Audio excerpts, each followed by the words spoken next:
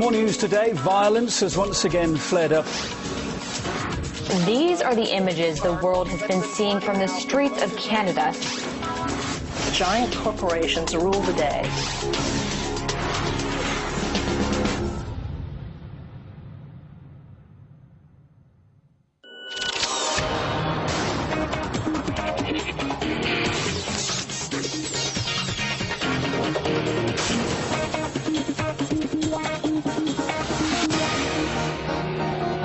Welcome back to Crosstalk. I'm Peter Lavelle. To remind you, we're talking about the Israeli-Palestinian conflict.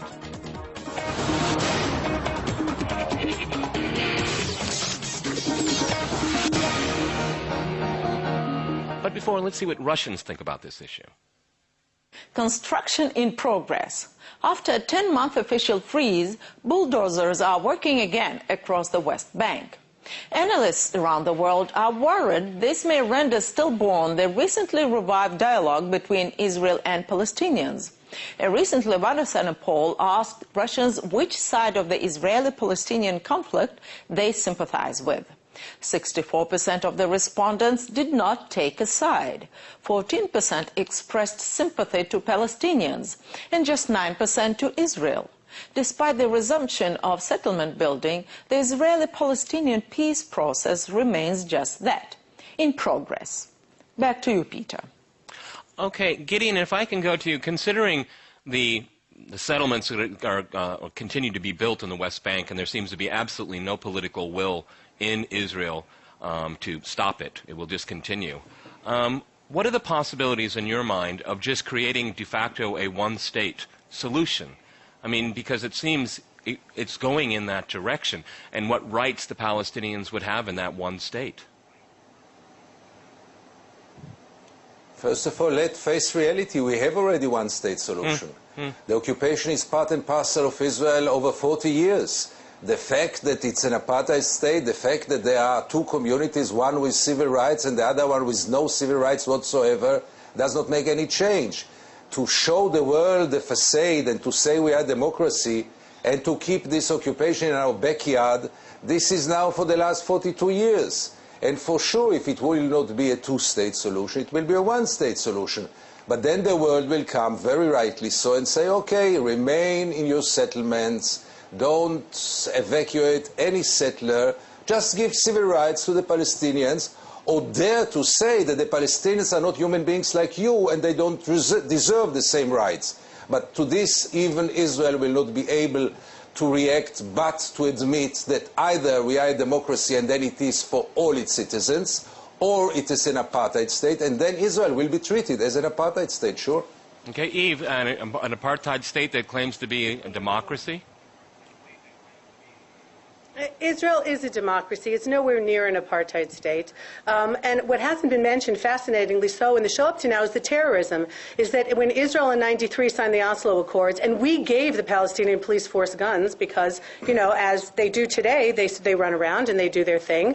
What we got in return were years and years of terrorism, Jews being blown up, Jews and Arabs, everybody being blown up in coffee shops, on buses. We left Gaza. We threw 10,000 Jews out of their homes. We transferred 10,000 Jews, not Arabs, but Jews, and destroyed their communities. And what we got in return was a terror state just south of Tel Aviv that not just threatens Israel, but has apparently become a base for Hezbollah, Al-Qaeda, and all the joyful people in the world. And so Israelis aren't stupid. And Israelis, more than anybody, want to live in peace. But we also understand that we've put out our hand to peace, and yet we see textbooks that the little Palestinian children are learning from that talk about one day replacing Israel with Palestine, that talk about terrible things about Judaism and all kinds of incitement. When streets are named after terrorists in the Palestinian Authority, then most Israelis start thinking to themselves, forget it. I mean, we've reached out our hands, we're looking for peace, and the peace camp, the left-wing camp that Gideon Levy represents, has gotten smaller and smaller over the years, and people in his own camp have told him, and I hear it from myself, unfortunately, today,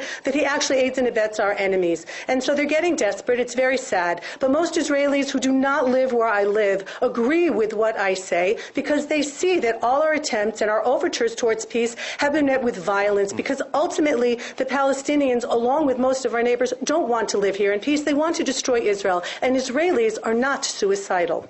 And we're not going to let that happen. Okay, Gabe. I really urge Eve to go and update her information.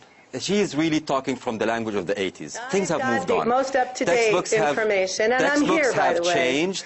They have been updated. And more important, really? as importantly, I would say, if you look at, I have not interrupted you, please let me continue. If you look at Israeli public opinion, you will see that the majority of Israelis actually do want a two-state solution. A majority of Israelis accept a solution that is based on the division of the land between two states. I think what Eve is representing is unfortunately inaccurate, even in her own read of the Israeli political system. Ultimately, look, I mean, if you referred to the Oslo Agreement and terrorism, of course there were terrorism. There were many, many mistakes in the Oslo period. I hope that we have all learned from them. I know the Palestinians have learned from them by creating this newly reconstituted security forces that are completely, by Israeli security officials' admission, are doing an amazing job in terms of counterterrorism. At the end of the day, I want to go exactly where I was before. There is a chance for peace. You know, I was in Camp David, I was in all these negotiations. There was never a full deal that was put there, but we got close. And we're getting closer by the day. We know what the solution is. And again, if we have an Israeli right-wing prime minister who is saying the only way forward is a two-state solution, I think that's where we have to move. If this collapses, if the two-state solution collapses, we're not going to move into this, lovey-dovey, everyone's living together in peace and harmony, one-state vision. We're going to move into chaos. We're going to move into violence. We're going to move into regional destabilization. So I really urge all of us who care about the future of our kids and our kids' kids to look at how can we create a sustainable future for them and not keep on living the old enmities that we suffered from. This is all I urge our viewers and mainly our politicians. Okay, Gideon, if I can go to you. Netanyahu says he believes in a two-state solution, though that second state, the Palestinian state, would have to be demilitarized. But that doesn't sound like what Lieberman is saying, what kind of future he's looking for. I mean, here's a man, a foreign minister in the government that says it's in negotiations, serious negotiations, and he goes to the United Nations and just says it's a farce, that these talks are going to go nowhere. I mean, what kind of message is that sending to the world? I mean, it really is a farce, isn't it? It's just creating facts on the ground, running out the clock, creating facts on the ground. It is a farce, and I must tell you, I appreciate much more Avigdor Lieberman, who say the truth, rather than Benjamin Netanyahu, who tries to fool the whole world, himself and the Israelis. There is no connection between what Netanyahu says and what Netanyahu does. And we should judge him only about his deeds and not about his declarations. His declarations were only to please Washington, to make peace between Israel and Washington, but this is not the issue. His only way to be judged is to check what are the bulldozers doing on the ground. And the bulldozers had started again to build new settlements, which means that he didn't mean for a second, but even not for a second, to go for the two-state solution. He meant to continue to fool the world. He meant to continue to fool the United States. And finally, the bluff was called by his foreign minister, who just said the truth. We are a right-wing, nationalist, chauvinistic government. We have no intentions to do any peace with the Palestinians. Okay, Eve, do you want to reply to that? Because that's what a great deal of world opinion thinks. Is everyone forgetting? Go ahead. Well, but is anyone forgetting that there was a 10-month freeze where not a thing moved, and Abbas didn't come forward until about 2 weeks before it expired, and only when Obama twisted his arm.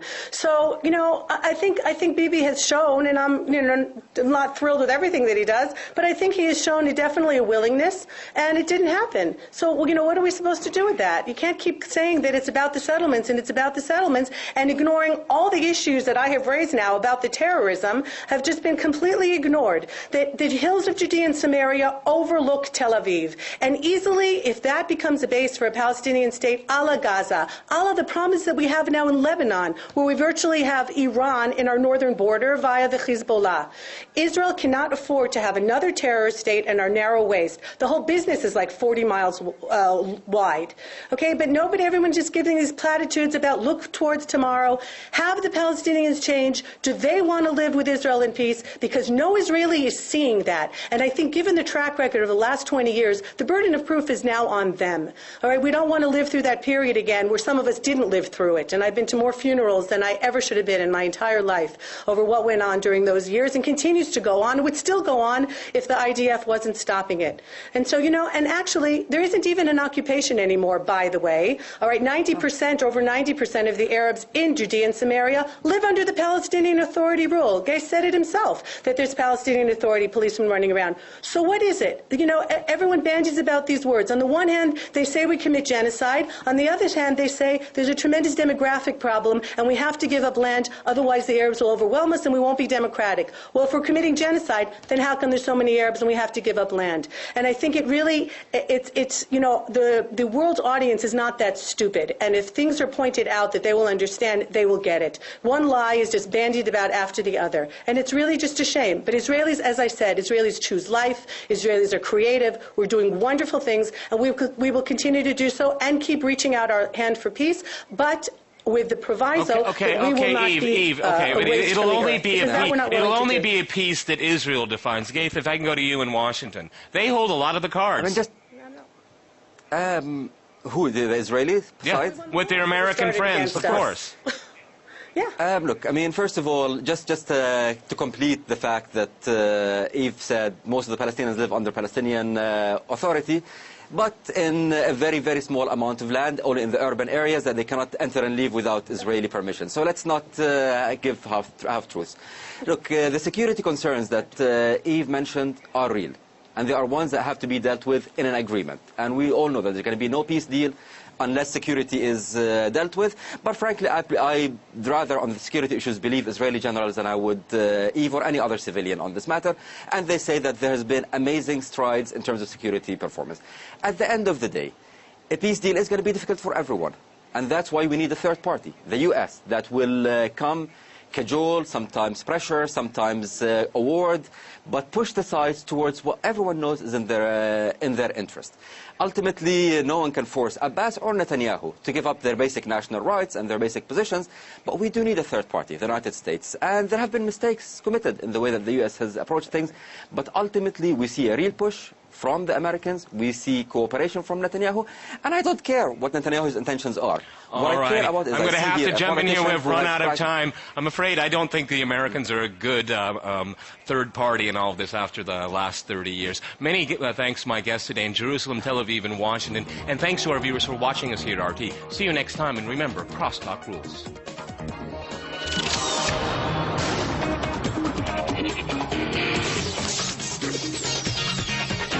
Thank you.